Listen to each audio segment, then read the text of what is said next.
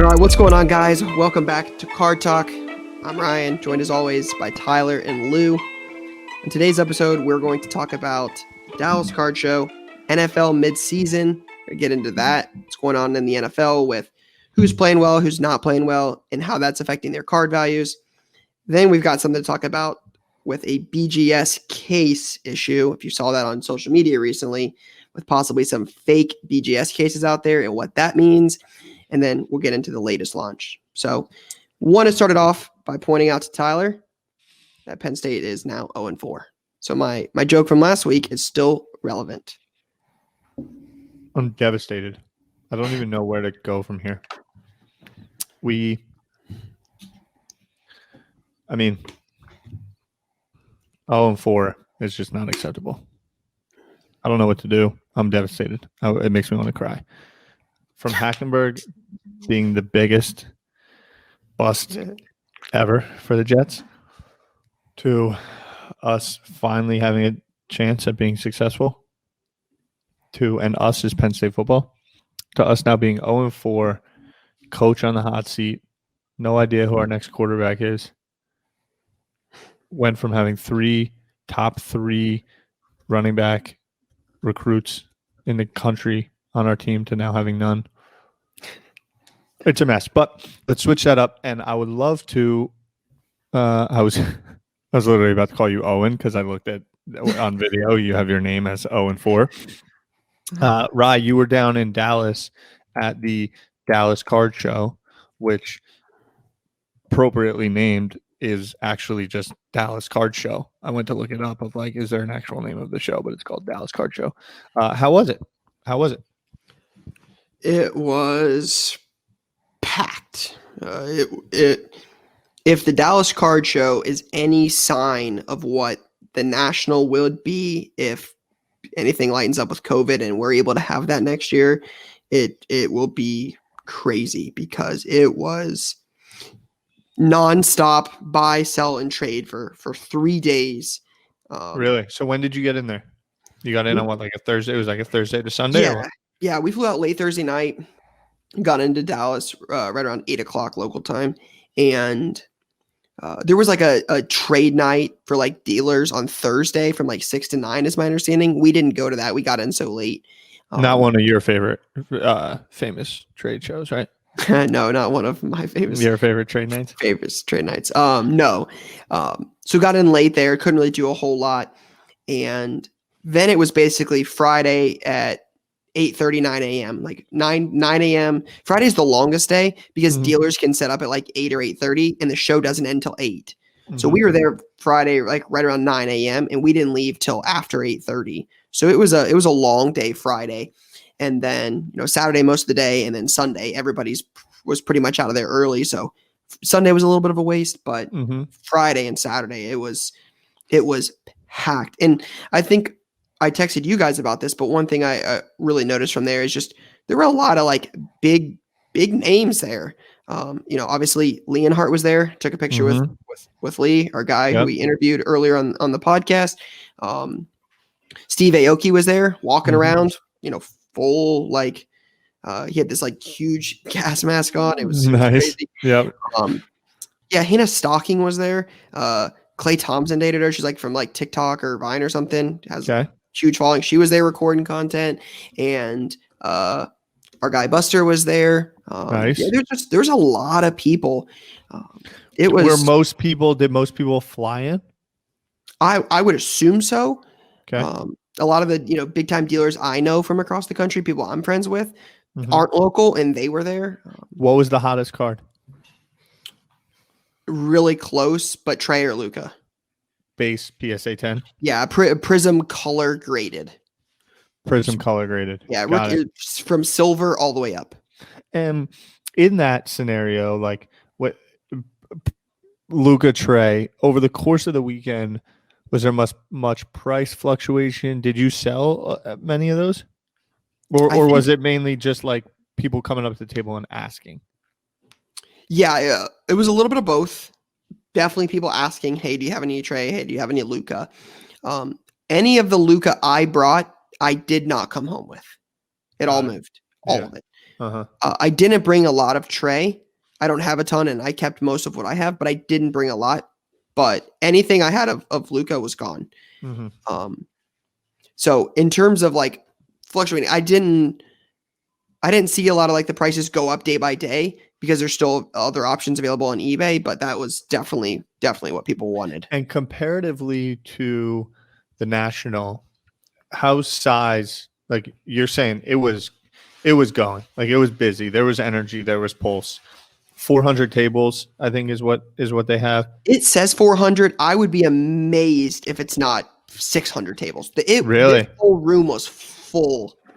And how big is that compared to the space that was in Chicago at National 2 years ago? Well, I'm fairly confident the space requirement to host a national convention is 500,000 continuous square feet. So it's big. So more than 600 tables. Yeah. So you're looking at a fourth, a fifth of the sixth of the size of the national. I mean, the big thing I saw is like there was a ton of dealers and it was nonstop people at the table. And that's the big thing I took away is like for the space they had, it was full all day Friday and all day Saturday. Oh yeah. And so Luka, Trey, so basketball was like the thing that was going on. And that was for sure the thing. Did lots of trades on other basketball, other football. I don't do a lot of baseball, so I don't necessarily know how popular that was or wasn't. But I will say I got a lot of questions about Pokemon. Really? A lot of people had questions about Pokemon. Like, hey, do you have any of this? Do you have any graded Pokemon? There were a lot of people with Pokemon. Obviously not, every table, but yeah. Yeah.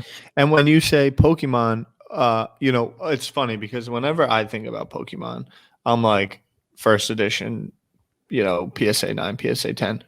Was there a lot of modern Pokemon, like people looking for Sword and Shield, Champion's Path, what have you? There were people with like Hidden Fates 10s for sale, Champion's Path Elite Trainer boxes for sale, Vivid Voltage booster boxes and trainer boxes, that kind of stuff. But most of the single market, you're looking at like the Shining or Rainbow VMAX Charizards from Champion's Path or like a Darkness Ablaze. I saw Darkness Ablaze. But there were like multiple dealers set up that carried a lot of Pokemon. And again, from a year ago, that wasn't the case. At National, so National 2018, that was right. National, or was that 2019? 2019. It was 19. National 2019. I mean, there was no Pokemon there. Yep, there were multiple people. That was all they carried was Pokemon. Multiple. There wasn't that many people at the National that carried Pokemon. I love it. I think that's a good. Sorry, Lou, go ahead. No, I was just going to say, I think that's a sign of the times of newer dealers who are focusing on that type of stuff. Secondarily, I think that's also, there's still a lot of heat on Pokemon from the last few months. So I think that's where a lot of that energy comes from as well. Yeah. And I think also the melding of probably like comic hobbyists and, trading card game Yu-Gi-Oh! Like, I feel like maybe 24 months ago, there wasn't much overlap in terms of the conversations, a Luka and a Pikachu. Whereas I think now it's maybe becoming a little bit more all encompassing. And I think that's a good sign because it's inclusive. I think whereas like the Pokemon hobby, maybe it back in the day was guarded or kept out. They didn't see across the aisle with someone that was buying and selling sports cards. I bet maybe the sports card people wouldn't bat an eye being like, that's not for me. But then, of course, the opportunity and money that came into play has now kind of melded the worlds together in some capacity, which I think is exciting for the overall hobby. Yeah, it was definitely good to see. There was a decent amount of soccer. Soccer and Pokemon are probably comparable, but nice. There were multiple first edition Shadowless Charizards in the room. Multiple. Sheesh. There was a BGS 9 there. How about NFL? I think that's a good conversation. I was watching last night.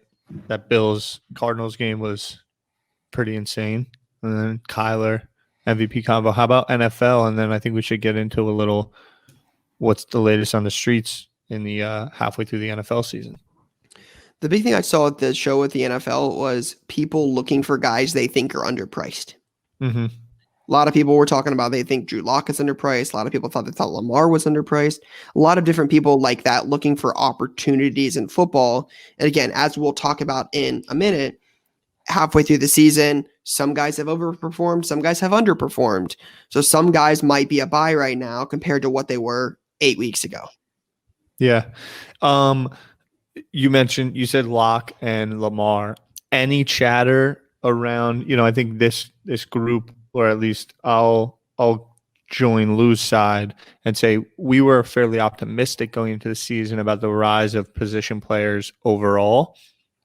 Was there any NFL position player chatter happening? Because I'll say it. I feel like I don't feel like it has picked up like we thought it might. Yeah, not really a whole lot. Just any DK Metcalf, my guy. Yeah, I mean Metcalf was definitely there for sure. There's a lot of like those position guys. They're just not like, if you write down what everybody asked for at the show and you write them on a list, they're not even going to scratch the top 50 of people asked for. It's not Metcalf, it's not Zeke, it's not McCaffrey, it's not Michael Thomas, it's none of those guys. It's just it's still a quarterback dominated. You said Drew Lock though, like people actually are buying my man's cards. Yeah, I had multiple people looking for Lock stuff. Yeah, that's crazy. That's super weird. I'm not saying I was buying Drew Lock stuff. Yeah, I don't. You were buying Drew Lock stuff at one point. Oh, absolutely. I mean, you buy anybody if you think they have an opportunity. Lock has a lot of weapons. They want Drew Lock to succeed. It's like unlike the Jets that didn't put any talent around Sam Darnold. At least Drew Lock has talent. True, it's fair. That's super true. But I mean, another crazy thing is there was a rumor going around that somebody at the show was buying Johnny Manziel. Totally serious. Somebody was buying Johnny Manziel or something. I couldn't try to find that. Why? I think about it. I'm like,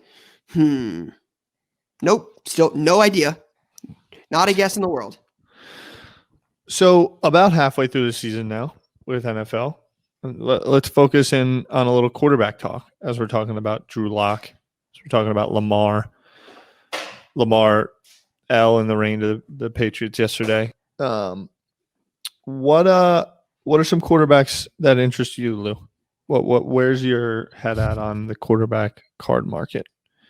And Kyler, for example. Russell Wilson, Aaron Rodgers. Russell Wilson and Aaron Rodgers, I think both have cooled off since that first kind of explosion. Russell Wilson did not look great this past weekend. Yeah, I think for all its chatter in the last 2 weeks about Kyler and Russell Wilson, all year long, Russell Wilson, Rodgers, blah, blah, blah. Patrick Mahomes has one interception this season. He has, I think, 20 plus touchdowns this year, I want to say, and one interception. He is far and away, and it's not even close. This guy. The best quarterback in the league. Yep. He's probably the best. Not probably. He is the best player in the league by a country mile. And I feel like he's already getting the LeBron treatment. Yep. Where it's like, this guy's so great, and people don't respect how great it is, and they just let it go. The idea that he is not the far away favorite to win another MVP back-to-back or to win an MVP is bananas to me. I don't understand it. Why would you pick Kyler as MVP over Patrick Mahomes? Well, the talk is that like if you compare Kyler's numbers to Lamar's numbers last year, he's better in a lot of statistical categories. But Lou, I could not agree more that is I got two little takes in this. One I'll talk about in a sec, but for sure the main take is exactly that. That is spot on. He does it every week in and week out, and we've just become, used to it. We're already numb to it. Exactly. This is how it's mind-boggling. 4 touchdown, 350-yard passing games are normal. This guy is the best quarterback by a mile. And now the market understands that because that's why his cards sell for what they sell for.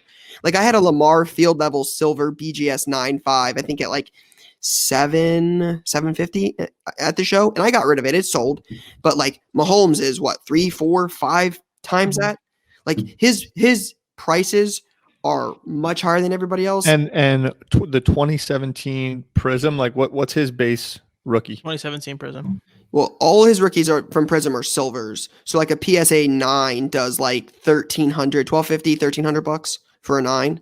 The difference is with Lamar, silvers were 1 per box. Not every card was a silver. So Lamar PSA 10 silvers got as high as like 18 grand because they were much harder to hit and the population was like 40. Mm-hmm. Yeah, and I believe the Lamar cards in general, Lamar's Prism bases were like very tough to get 10s on. A lot of them have like a scuff line. Yeah, because I remember looking in the beginning of the year, the gem rate on them was like super low compared to like Sam or Josh Allen or something like that. But the one thing I've also taken away from this season, Ty, when you mentioned like quarterbacks, is I'm pretty impressed by the rookies. Like Burrow, Herbert, and Tua. Like Herbert hasn't won games. I know they lost to the Dolphins, and Burrow isn't winning a lot of games, but those guys look good. Like Tua's 3-0. Burrow looks really good, but his offensive line is terrible. I've got confidence in Herbert. That's one thing I feel about this class is there's a lot of time left in it's a long career, but these guys look good. I've been impressed with the rookies so far. Yeah, I think Herbert has. I mean, the thing about football and as a betting man, and talk a lot about this. I think Russell Wilson over the course of his career, but like fumble luck and close games and how those play out over time and can like dominate a season. I mean, Herbert and his close losses could easily be the other way, and he would be exploding in media chatter right now. I think he's got probably 3 or 4 like losses where they had huge leads and maybe have lost by 2 or 3. Yeah, and had like offensive pass interference called back on a game. Like they're losing last second games. Mm-hmm. And then Burrow, I mean, he's putting up numbers. They're still, I mean, their offensive line is awful. Yeah. Awful. I think he got sacked like 9 times in a game. So do you feel, obviously with Prism not being out yet, that box is going to have a huge kind of run up. How do you feel about that going into the holiday season? Just those rookie cards. Who would be your number 1 card to go after of those rookies?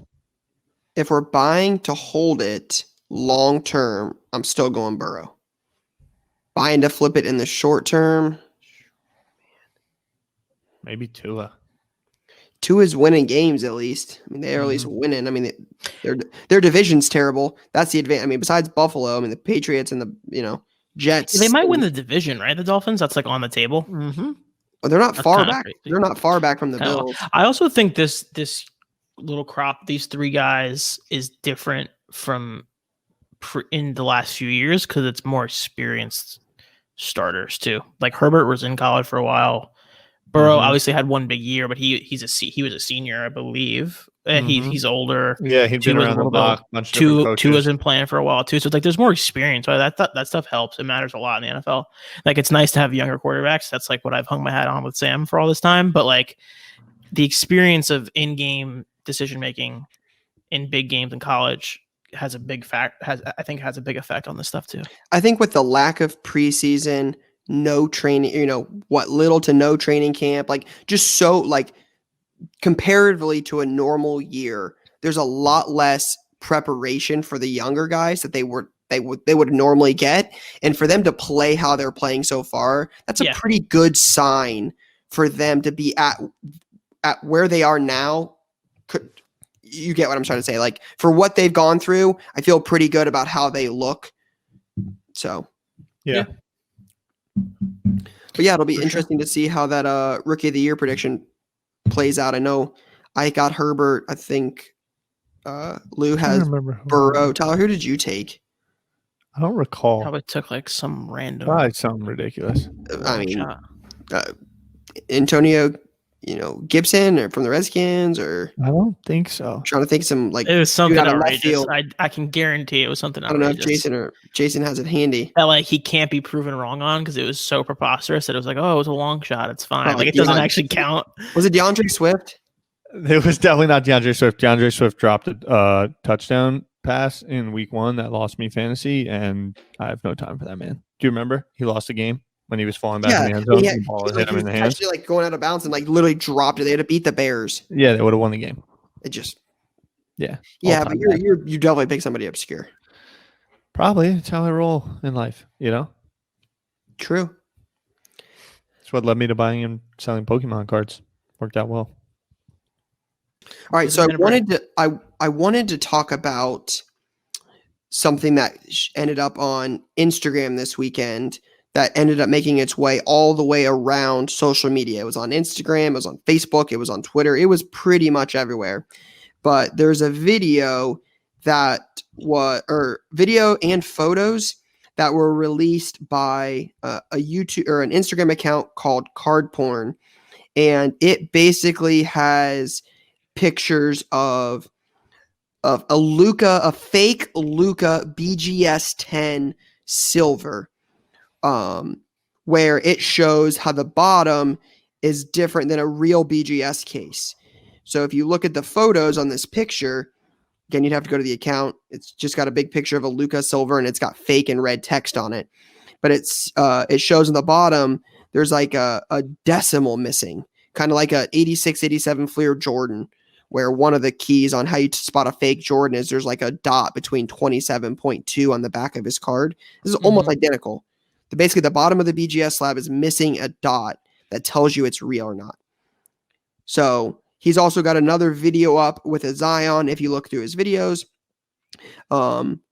where it's a Zion BGS 9.5 rookie, and he literally just pulls it apart. Completely fake case. I know he mentioned something that he was reaching out to BGS about it. I don't know the results of that so far, but this has the potential to be a big deal in the hobby. So I just want to kind of get your guys' take from this. My take is that with all the money at play, it's going to keep happening.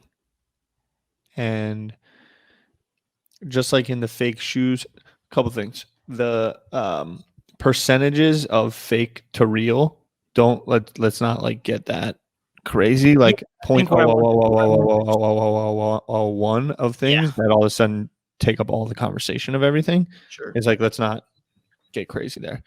Oh, I took Jonathan Taylor as rookie of the year. Terrible pick. So let's not get too crazy on that.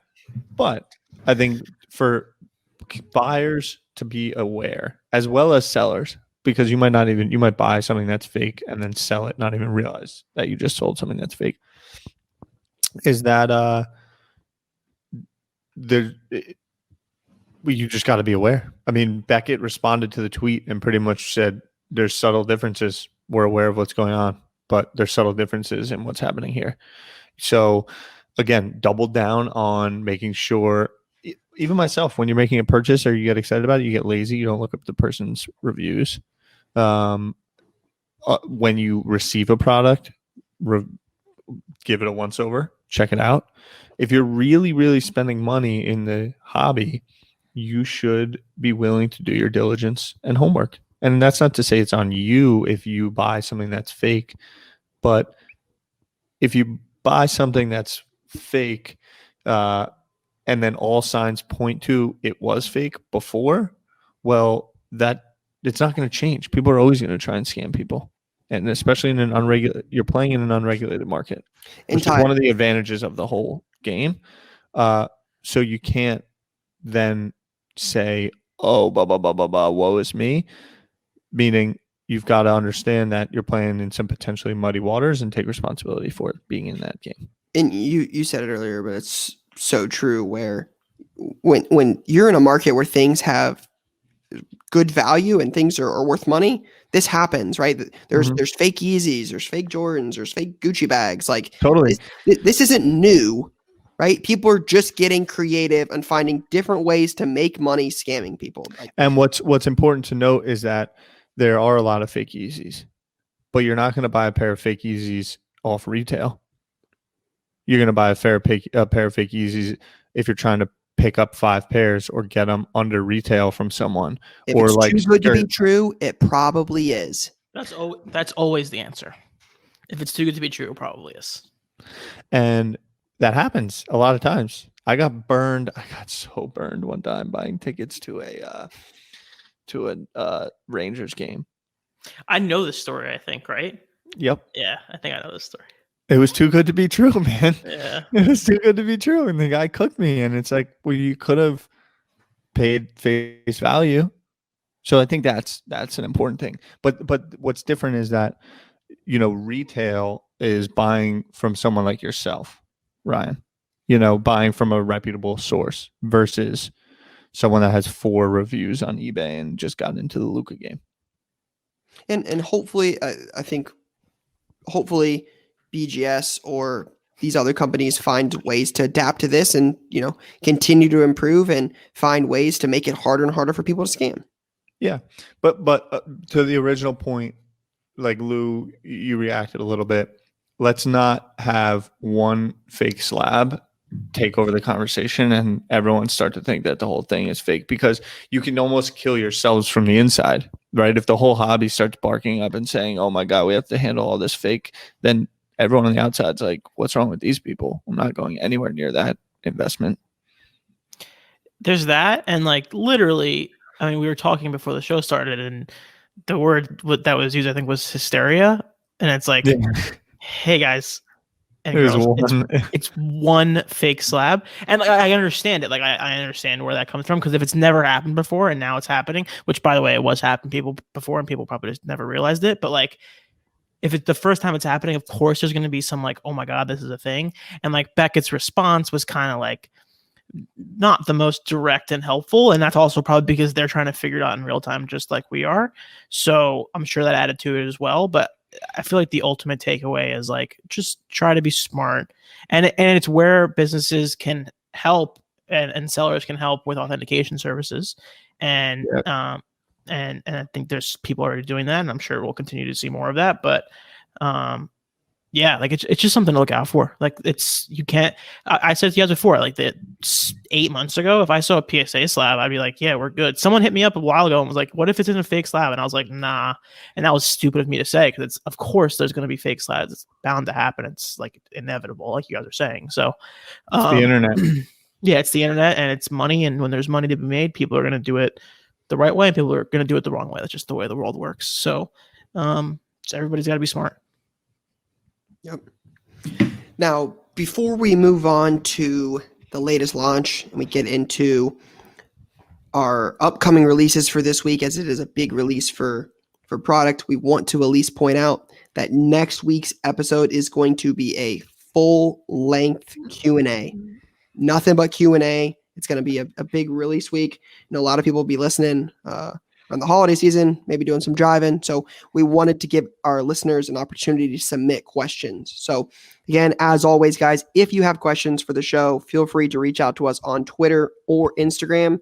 It's at CardTalkPod, or send us an email, cardtalkpod@gmail.com. So our latest launch for this week is going to be highlighted by a couple major products. One on the basketball side, and then one on the hockey side, actually. Love that. So before we get into it, I want to just put this on record. I think the Upper Deck golf product is going to be huge. Golf fans, golf is exploding. Biggest year it's had, like the stats in terms of people buying equipment, people playing rounds. The Masters this past weekend, and then it's going to be right back into the Masters. I think the mental health, there's so many factors that have gone into this golf explosion and kind of, modern day male culture. It's also the biggest growing segment with DraftKings, to my understanding. And it's just all factors. Dudes being dudes, degenerates being degenerates, gambling. Golf is naturally a gambling thing. I think the golf product will be really good. And also there's so much young talent that doesn't have like true rookies. So implementing that in that space, I think there's something there to keep an eye on. So just want to put that on wax. And shout out to Tyler for correctly picking this year's Masters winner on November 9th. Tyler had and we did run a contest actually. We ran a contest. If you listened to the full episode of last week, where we said, tweet us who you think you got, and you'll win a shirt. And nobody picked the man himself, Dustin Johnson. I mean, his father-in-law is the greatest hockey player of all time. Just greatness transcends, you know? What's it have to do with anything? Confidence matters. That's true. You know? All right, that's a good take out of Ty there. All right, so this week, latest launch, Immaculate Basketball. That is definitely going to be the highlight of this week. One of the premier brands in basketball. Probably this, it's got to be top 3. You're looking at Flawless, National Treasures, Immaculate, in terms of like the high end stuff. Prism's the more affordable. It's got retail, things like that, but it is a premier product. But Immaculate is one of the 3 premier basketball brands. And like National Treasures, there will be a Zion autographed logo man that will likely fetch a significant bounty from some people. There was rumors at the time that when the National Treasures when National Treasures basketball came out, there were multiple bounties over $500,000, as high as 750 was the reported rumor. It'll be curious to see what the bounty was or will be for the Zion Immaculate logo man autograph, because I remember at the time in 17-18 there was one for Tatum, there was one for Luka last year in 18-19. There will definitely be one this year for Zion and maybe even Ja. So you're talking about life-changing money potential in this year's product. You're gonna hit it in a break, you hit it in a personal break, or whatever it may be, but this product will do really well. They have it looks like they have a new dual logo man 1-of-1 autos that are kind of cool too. The image they have here is a Steph and Trae Young dual logo man RPA. Could you imagine what that would sell for? I'm not RPA, but a patch auto.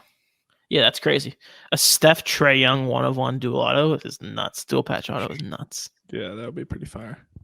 So yeah, this will be big. And again, I'm not sure exactly what they'll sell for, but I'm pretty sure the Zion or National Treasures rookie patch autos are like, they started out over $100,000. I'm sure they're not that high anymore, but what, $65,000-$70,000? The Immaculate's not going to sell as well for sure, but is this it's a 5-figure card.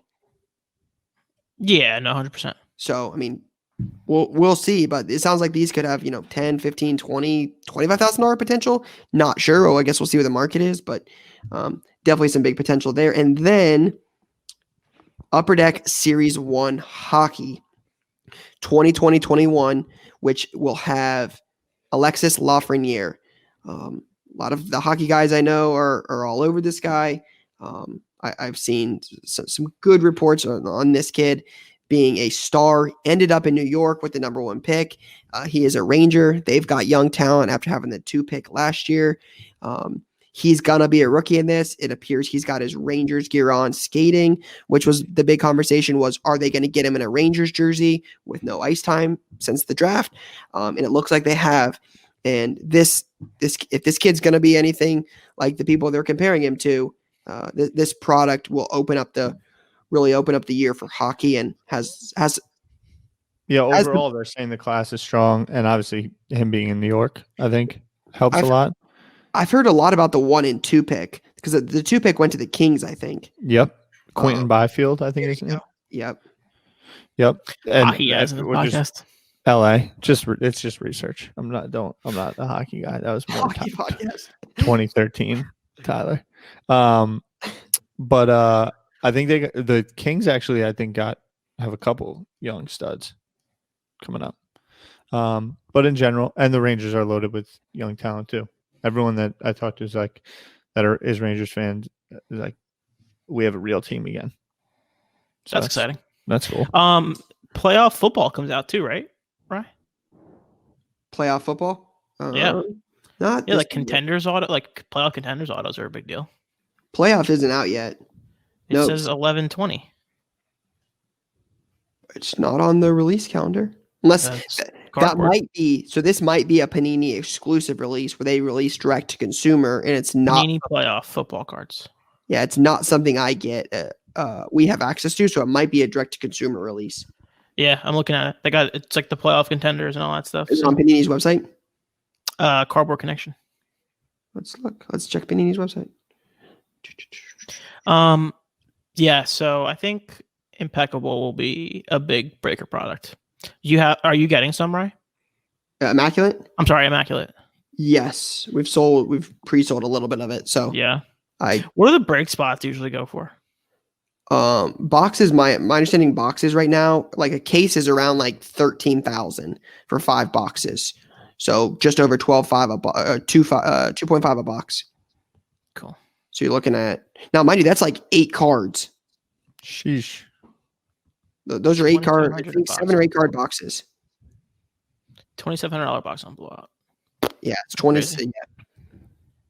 So 6 cards a box is what it is. 6 cards a box, and Blowout's got them for what, 2,700? Mm-hmm. That's $450 a card. It's crazy. And one of them won't be an autograph or a jersey. So if you talk about cardboard, it'll be like a base. So if you don't hit LeBron, let's say your base card is, Kelly Oubre. Recently traded Kelly Oubre. That means you got $2,700 realistically in 5 cards because nobody's buying Kelly Oubre. You're looking at $540 a hit.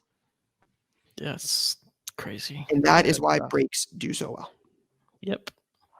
All right. What's up, everyone? We are incredibly honored to be able to have a friend of mine, a longtime colleague, and fellow hobbyist in an incredibly beautiful light blue Pikachu button down and with a nice little beard going on. I'm trying to get like you over here, Buster. And Lou's rocking as well. Yeah, I'm doing my best. Yeah, we all try. But Buster, we've known each other probably 4 or 5 years now, like crazy. A little bit through the mix, which is insane. And something what was interesting, what we talked about with Adam Lefko, which reminds me a lot about you. And when I think about just the moves you've made over those years, is like kind of the constant reinvention, the kind of constant continue to push the envelope, show up where the attention is going, and understand how things move fast and move fast with them. I'll let you go into it a little bit yourself, but early on you started a basketball community on social, starting with Instagram to my understanding, and then moved across different platforms, as well as then in the last kind of, I think, 2 years, similar like with myself, I've gotten into the hobby and it really has played well. Started Hoops Nation, and then was it Cards Nation, or I'll let you go into that, but just something that I've admired. I don't want to say young kid, but someone that pretty much bucked the trend of like, you got to go through the classic path of high school, then college, then get a job, and was like, you know what? I think I'm good at what I like, and I'm going to go all in on that. And, it's been an honor to be able to hang with you and draw inspiration from your, I'm just going to do it myself attitude. So I'd love for you to talk just for a second about what you've been building, what you've been up to, and then we'll get into some card chatter. Oh man, I appreciate that. Ryan, Lou, Tyler, appreciate you guys having me first and foremost.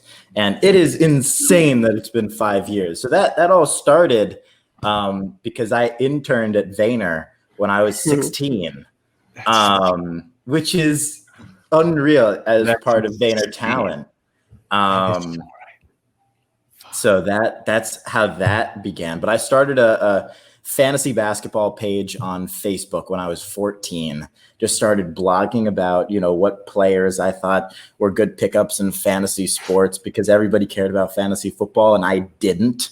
I only liked basketball. So I just went down that path, gained no followers in 2 years of doing it, but eventually decided to broaden that a little bit and do all NBA. So I started a media brand called All NBA All Day, started doing exactly, what the name says, and talking about NBA at all levels and videos and memes, and started learning how to video edit and stuff like that.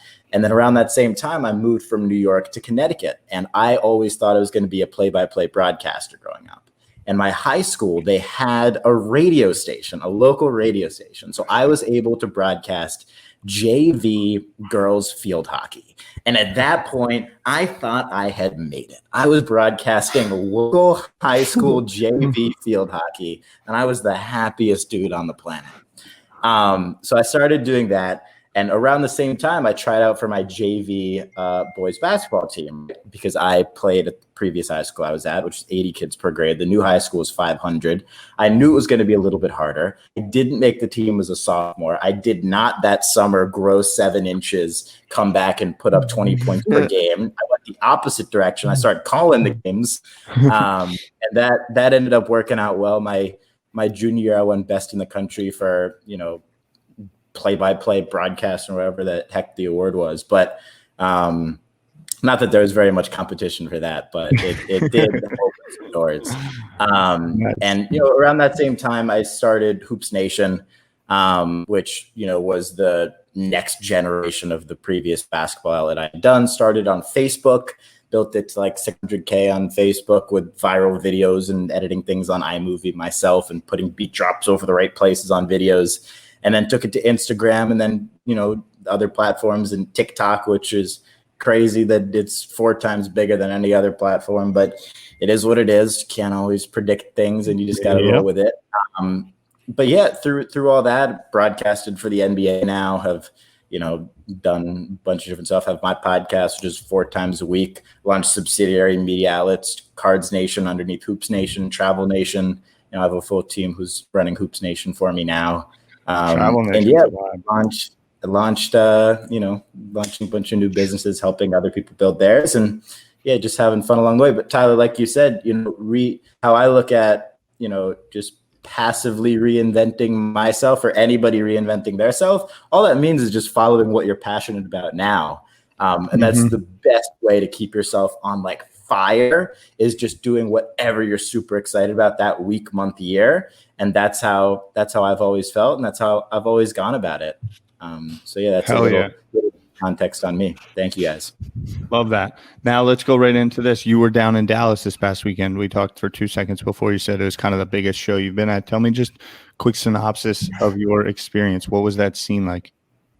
The vibes were amazing. I wish I was there longer. I flew in the morning and flew out in the afternoon, but it was so cool. The amount of kids and, grandfathers in there. Like, there was a lot of people and a lot of people from a lot of different people without social media, and that's one of the reasons why I think shows are so important, because you get the old heads who aren't wheeling and dealing in the DMs, who have product that you didn't even know existed. That have no idea about the BGS fake slab scandal. Anything. They have no idea anything, but they love their the majority cards, of people, actually. We get confused. We think the whole world actually lives like in constant consumption, and it's not the truth. So that's one of the cool things that I picked up on from the Dallas show, is just how many people, who have probably more product than a lot of the people, like you said, on social, are there right in front of you. You can talk to them. They're real people. And that was really cool. Yeah. Nice. So Buster, when did you said you started Cards Nation under Hoops Nation. So like when exactly how long have you been in the card game? I was buying and selling in 2014. I bought Giannis Prism rookies for $1. I traded Giannis RPAs for Kyrie autos. Like, I've been on both sides. Like, I literally had gold standard Giannis RPAs for days and gave them away for second year Kyrie autos. It is what it is. Yeah. It is what the only reason, by the way, that I bought Giannis Prism rookie cards for $1 was because I thought it was funny how long his last name was and how it stretched around the jersey. There was no scouting skill. There was nothing. I thought it was cool how it stretched around the back of his jersey. But yeah, so I've been in it since 2014. Took probably 4 years off in between 15 and 19. Got back into it last summer, and man, it's better than ever, obviously. Hell yeah. What's your favorite product? Prism. Oh, it's got to be. In terms of modern stuff, it's got to be Prism. But, I mean, beyond that, I like the random and rare stuff in terms of basketball cards. But my collecting goes, it goes a little all over the place. Yeah. How do you feel about basketball in terms of you've been so close to the sport for many, many, many, many years. Where we're at right now in terms of COVID, the trades last night, craziness happening. People go to the Bucks, kind of this new age of like entertainment, and you're either like stacking the chips and going for a championship, or like you're irrelevant. And the card market, like how do you sum up the current state of the league? Are you excited about it? What would you just give me a synopsis in your world of seeing all that you've seen of where it stands this morning? Yeah, so the league's in a really, really interesting place. I'll answer it both on the league side and then how that, impacts the card side. On the league side, the NBA is going to be doing better than ever. People say that they're struggling from a viewership standpoint, and that's only because they're in a transition phase to going much more direct via online sales and league pass and selling portions of games and eventually virtual reality, which they're not that far from, allowing people to start watching things through different mediums and being able to interact with the video on their computer and phones and things like that. So they are in an incredible place, not to mention how far and away ahead of every other professional sports league they are when it comes to how much influence their players have, how much following their players have. And some of what these players are doing off the court or off the field, or off, everything of that nature. So that all play, like the NBA during the bubble set all-time records for YouTube views, for live views, for social media clip views in every category, and that's not even counting the people like myself and random people who are posting those things too. And the NBA's unique standpoint on people like me, which is unless you're directly conflicting with your live TV viewership, you're helping us. Other leagues feel the opposite. So that is, in my opinion, is why the NBA is so far and away ahead. In terms of how some of those things affect cards, obviously the influence and the likability and the knowledge of players in the NBA, because there are fewer players on a team and they're so much bigger in terms of their audience, plays so beautifully into cards. Because, if LeBron has 60 million followers, more people are going to want his card.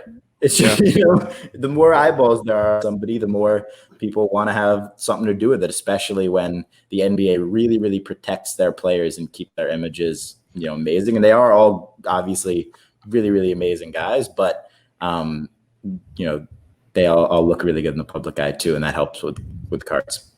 Yeah. Now, Buster, we talked about this a little bit yesterday, and it got brought up at Dallas, and it was a very interesting question and something I want to bring up to you, since it sounds like you do mostly basketball. Somebody mentioned basketball runs the card market, right? When basketball's flowing, basketball players are, cards are going up with basketball. It seems like a lot of the hobby is moving. Other things are doing well, but when money slows down in the basketball market, cards depreciate. They're not as hot. It seems like some of the other markets slow down as well. Do you find that to be true? Do you think basketball runs most of the card market? I'm in 3 markets. I'm in the basketball market, I'm in the Pokémon market, and I'm in the presidential memorabilia and autograph market. And those 3 could not be more different from one another. The president market is all people with a lot of money, and they could care less about profiting, and it's more of a collection thing, but they generally appreciate. The Pokemon market is, probably the nicest people I've ever met in my entire life. And everybody is just happy with the nostalgia factor of it, and things go all over the place. It's a roller coaster right now, obviously. But generally, obviously, in the last year, I've appreciated tremendously. And then basketball is the biggest, just because of how many people are in it and can be in it, because the populations of cards are so high. You have 15,000 PSA 10s of 25 guys. We're talking hundreds of thousands of graded cards. So that's been really, really insane to see. In terms of whether basketball runs all those markets, I can't think of an instance where basketball was hot, other things weren't. although some natural things to take into account are an off season, basketball is generally basketball dipped after the bubble. Pokemon only got hotter. These things do happen. Obviously, like Logan Paul breaking a $300,000 first edition base set box is going to help. If LeBron started breaking national treasures on Instagram Live, I'm sure that would help the basketball market. So it's all a matter of little things like that, more so than, to me, the bigger marketer this season as a whole. People with influence who are, saying what to do and not do. But the offseason obviously is a huge impact. I was just thinking about the way you just explained that, right? Where there's like hundreds of thousands of graded cards in basketball. And I think something that happens with us a lot as we think about how realistic is it that Luka can be 2K, $2,000 when there's 18,000 of his 10s or whatever. I don't know what the number is. I was trying to look it up, but when you think about it as basketball as the entry point for a lot of people into the market because basketball is so popular, I think those high populations can sustain-ish over time if it's going to be the entry, if it's going to be the way that people get into cards and the way they stay in cards and stay active. It's something I thought about just now. Well, I think that the market and the people who are interested in it is only getting bigger. I mean, you guys know, everybody you talk to ends up getting into cards. They end up putting their money into cards. They end up collecting cards. The Prism, I don't think they're going to make more Prism. I don't think they're going to be 20. I don't think they're going to be 50,000 PSA 10 LaMelo balls, but I do think there are going to be more people. 50,000 PSA 10 LaMelos? I think 50,000 is a little aggressive, but like 25 seems pretty on the table to me. 25, 30. But I don't. Do you feel that people are going to be submitting them? Yes, 1,000,000%. Yeah, 100%. Oh, I mean, they're making way. There will be people that 5-day them or 2-day them at like $200 a card to be first to market. Absolutely, 100%. Couldn't be more sure. At the same level that people have and are submitting Lukas? It's different because the market wasn't where we are now with Luka. The market continues to people are submitting. People are buying 25 to 30. People were buying 25 to 30 raw Lukas and submitting them. People are going to be submitting LaMelos like it's their job. 100%. Prism basketball is the staple product in sports cards, and it's also just the math because like think about how much Prism there is this year, right? Like how many Zions are there, right? How much more popular is basketball today than it was a year ago when they were getting ready to print 2019 Prism? Right. It's exponentially more popular. The sport or the hobby? Both. The hobby. So my question now is, if let's say there are going to be 25,000 PSA 10 LaMelo balls, the hobby and the people in the hobby would have to grow, or the money in the hobby, more importantly, would have to grow at that percentage increase for it to still, be viable. It also makes, and the player has to work out too. It also is better for, if you're holding Luka and there ends up being a pop report of 20 grand PSA 10 LaMelo balls, that's good for Luka. There's already almost more Zions than there is. I mean, that's always been the argument with why LeBron and or Giannis stuff is safer is the overall print is much less than anybody modern. So comparing Luka to LeBron or Luka to Giannis isn't fair because I think LeBron has less than like 3,000 PSA 9 and 10 Topps Chrome refractors, and Luka's got twice that in PSA 10 silvers. I don't know the exact numbers off the top of my head, but I know they're not comparable in terms of like print. So if you look up Luka, Lou, if you've got it up, I'd be curious to know Luka 9s and 10s for Prism from PSA, and then how that compares to LeBron Topps Chrome refractors 9 and 10s from PSA. They're just not comparable. There's just a lot more. So Luka and LaMelo will be comparable. Zion and LaMelo might be comparable, but like 5-6 years ago, with like when Buster first got in, and Giannis Prisms were $1, the market, like not everybody was grading PSA 10s. I mean, I remember back in the day when PSA 10s and BGS 9.5s were comparable, right? BGS. I remember when people didn't care if a card was graded or not. Yeah, that's all. Even like we talk about it all the time, but like for the four of us here, even in a 1-year difference, right? Jason Tatum is considered the best. I would say considered the best player in the 17 Prism. Is that fair? Yeah. Is the best what? 2013? 17, 18. So, I was like, what? Okay. There's 4,200 Jason Tatums, and there's 14,000 Lukas. Like, just think about that. In 1 year difference. So now apply that same math to 2018, where there's 14,000. How many Zions are there going to be? How many Jaws are there going to be? And then say, all right, cool. How many LaMelos are there going to be? Are they going to start trying to control how many they actually print? Maybe. I don't think so, but maybe. That might factor in. Also, those numbers are going to keep going up. 100%. As more and more product gets open. Nobody who has any knowledge of the game is not going to get their nice cards that they pulled graded. Yeah. I'm trying to pull up 2018 real quick. Absolutely. So, Ty, you kind of mentioned this earlier, and I think it's something to do with Buster. Yeah. What about Buster? I want to get your takes, and we can all kind of round table. Yeah. But NBA season's approaching. We're about a month away. It looks like there's an uptick. You saw at the show. It looked like there was a lot of requests for Luka and Trey. So let's name a player, and then we'll ask everybody else: are you buying or are you selling that player? Yeah. Current market prices, knowing basketball's a month away, your expectations for that player: are you buying or selling? And there's no hold, because meaning if you're buying it right now, you're buying it to hold it. You don't have it. If you're saying sell, that means you have it and you realize the market's going to start heating up and you don't believe in the next 8 months for them. Real quick before we jump into it, I just want to get those numbers. So LeBron refractors is 170 10s, 301 9s.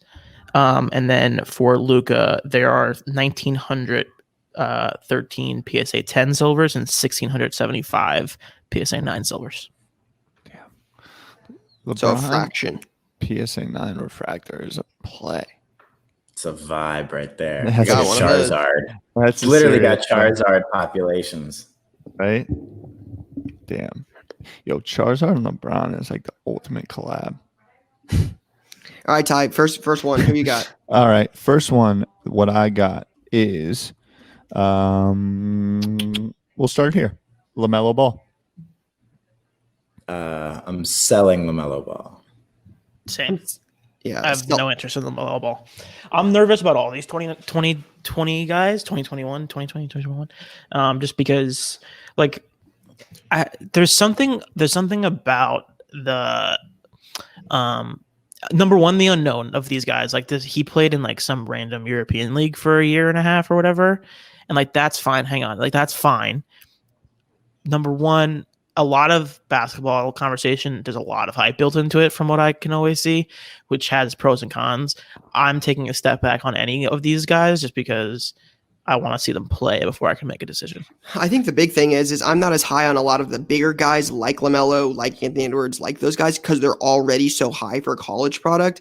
I think as the season goes on and a lot of these guys don't get summer league and don't get, the playing time, you're going to see guys that nobody knows about because we didn't have March Madness step into a team. Like Buster said, these are smaller teams, right? Like if somebody doesn't go to the G League, somebody gets on a roster, you might have more opportunity early on, starting the season right away. LeBron's mentioned not playing. I think there's more opportunity in some of the lesser guys, but LaMelo Ball at his current prices for college product doesn't intrigue me.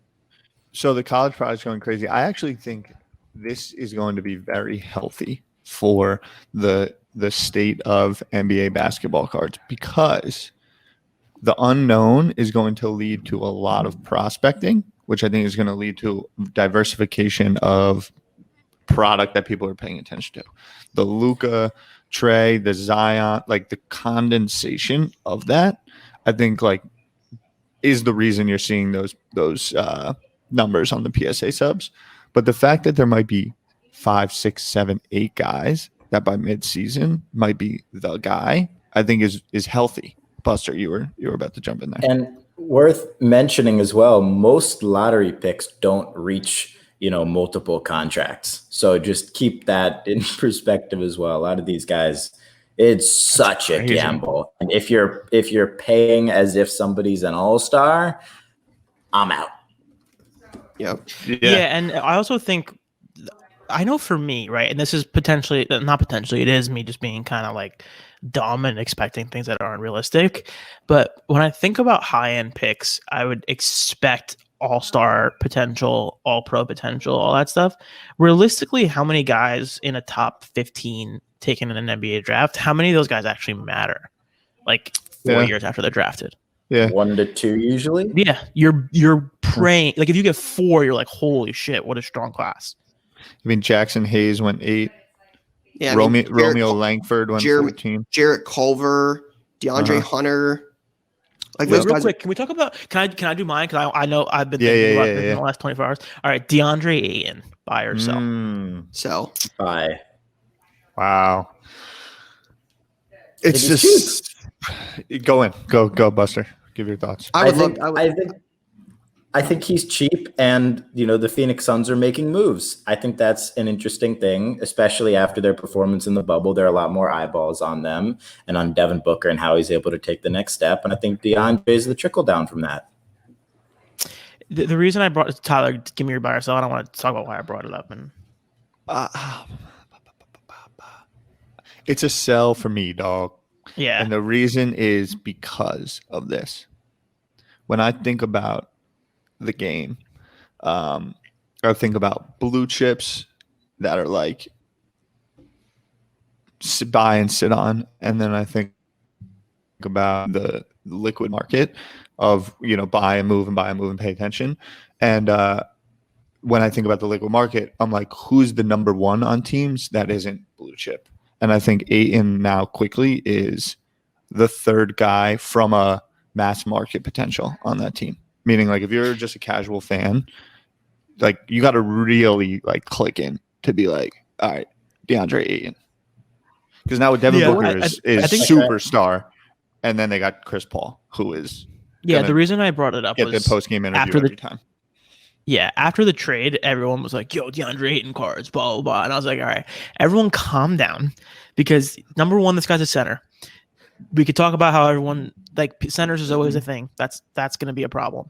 Unless you're like Anthony Davis, who isn't really even a true center. You were going to say DeAndre Jordan, which I was like, DeAndre Jordan was a legend. I just see Ayton slamming the ball off pick and rolls nonstop. But then it's like 2 years from now, he might be like, just another trade chip. If he went 22-11 next year, that would be unbelievable, and that's like what he's been doing this whole time. So I building off of DeAndre Ayton, I have one that I've seen an uptick in recently, and that's Cam Reddish. Buying or selling? Now, mind you, at the show, real quick, for some perspective, I was with somebody looking at a Cam Reddish PSA 10 silver that someone had priced at $460, and at the time they looked it up on eBay. The last comp on a PSA 10 silver was $550. You buying or selling Cam Reddish?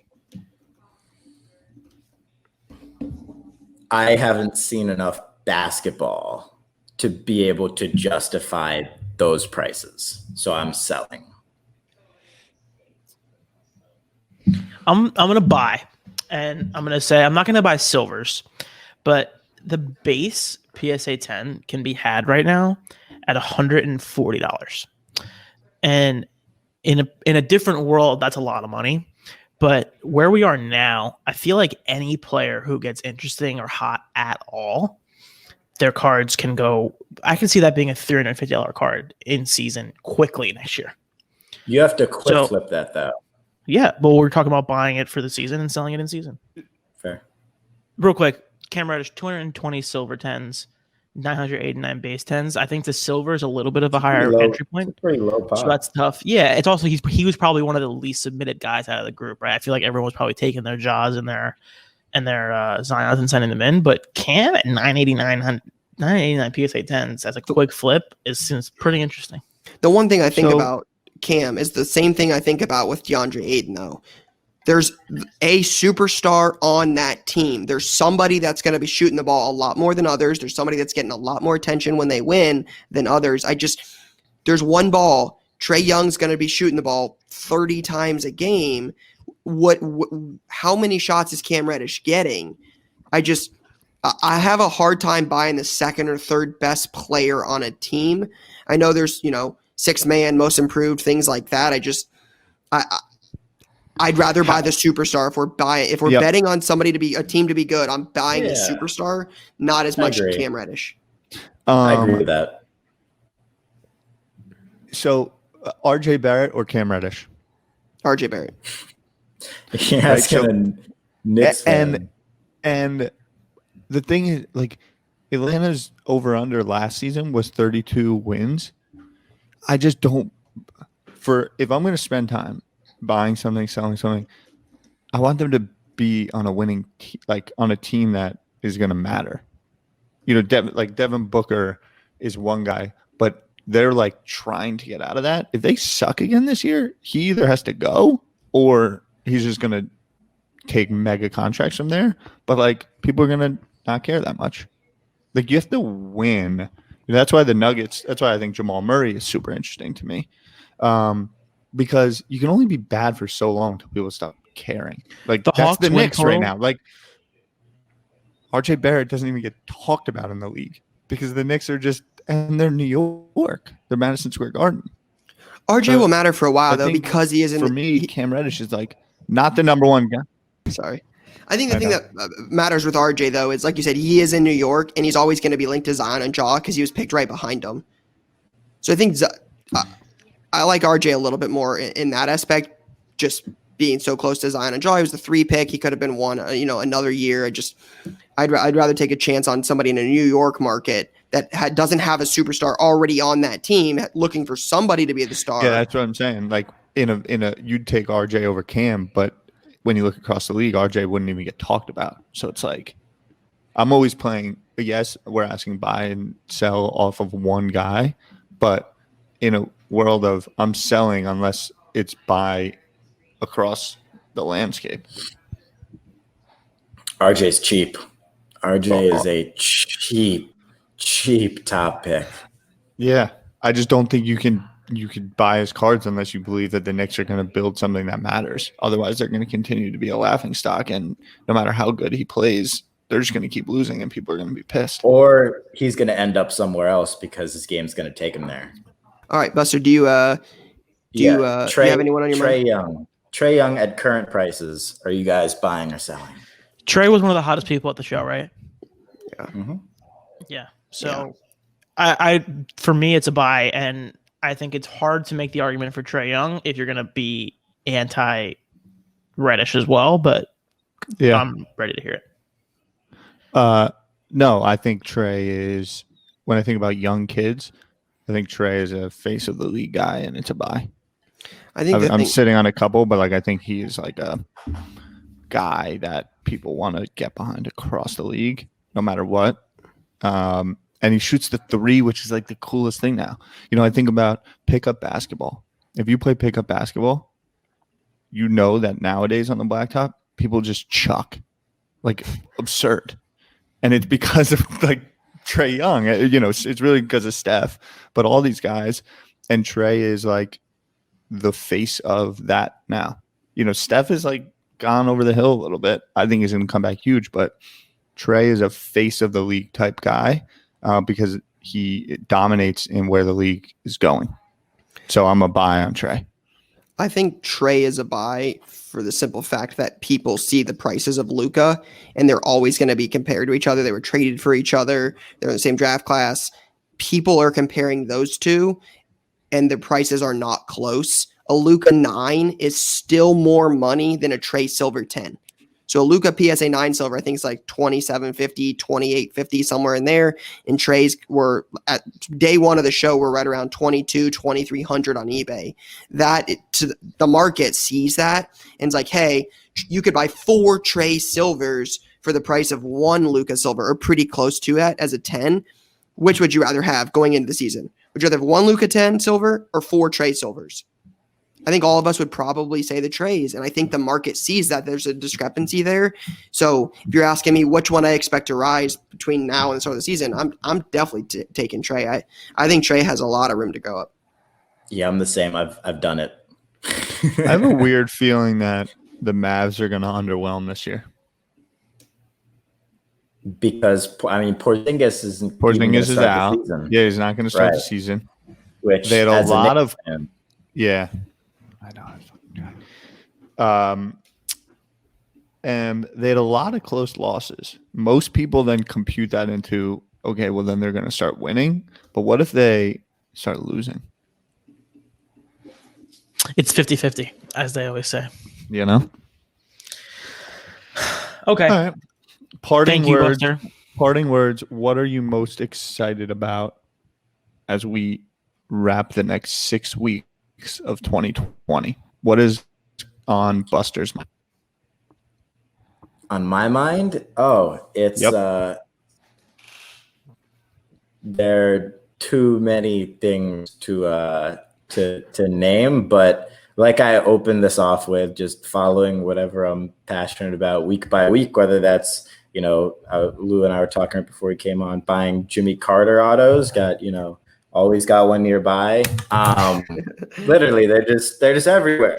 No, doing, following things in the collectible space that I'm passionate about like that, doing podcast shows and having fun with the people I love. That's it. Always. Hell yeah.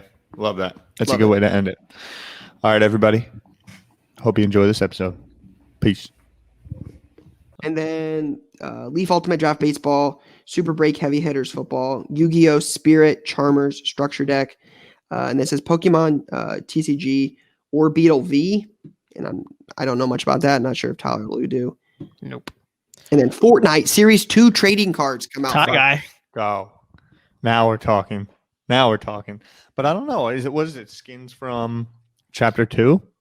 No, it's like Season 8, Season 9, Season 10, and Chapter 2. I'm sitting on that sealed Series 1 wax. Feeling good about it. Also to note, Mike Tyson's fight is coming up soon. And I bring it up because I made a nice Tyson sale this past week. Also, MMA started to heat up. I think that's something I'm going to start looking into is some MMA product. Someone was showing me like a Joe Rogan card where he's got hair on. He's got hair on. He's got hair. Yes. It's like his an early card that he did through UFC. But I definitely want some Israel Adesanya rookies. You guys will appreciate this before we get off here. I'll probably have posted this by then, but I ended up making a trade this weekend for a Dwayne The Rock Johnson PSA 10 rookie card. Which one? The Bumblebee? The Bumblebee. It's a pop 30. It's a beautiful card. It is. It's a pop 30. The last sale on eBay was $9,000, and the rumor was that there was an auction sale with a higher one. But I traded a Luka and an Mbappe for it. Neither one was serial numbered, and I'll make that trade 10 times out of 10, and I feel really good with owning that card. I mean, Luka base PSA 10, Mbappe World Cup base. Luka was a silver at about 8,400, and Mbappe 10 was about 650. So it was about 9,000 for 9,000. Hell yeah! A pop 30 of. Oh, it's beautiful. He might be a president one day. Exactly. That's what they talked about, is if he ever runs. I mean, you just don't ever see him. There's only 30 of them in existence. I feel good about owning that card and making that trade. Yeah. Gary's got a couple of those up his sleeve, right, Lou? Maybe. And then there's the other one, the wrestling one, right? Yeah, the wrestling one's a cool one. 97 Cardinal. That's a really good one. Guess I gotta with get the yellow border. Yeah, they look so ugly. It's like a mustard yellow. It's so dope. I love it. But he's giving like the look over to the corner. Yeah, it's like Rocky. It's like classic Rocky. Yeah. All right, guys. That is all we have for this week's episode. Again, please feel free to submit your questions on Instagram or Twitter at CardTalk Pod. And we will see you next week for that episode.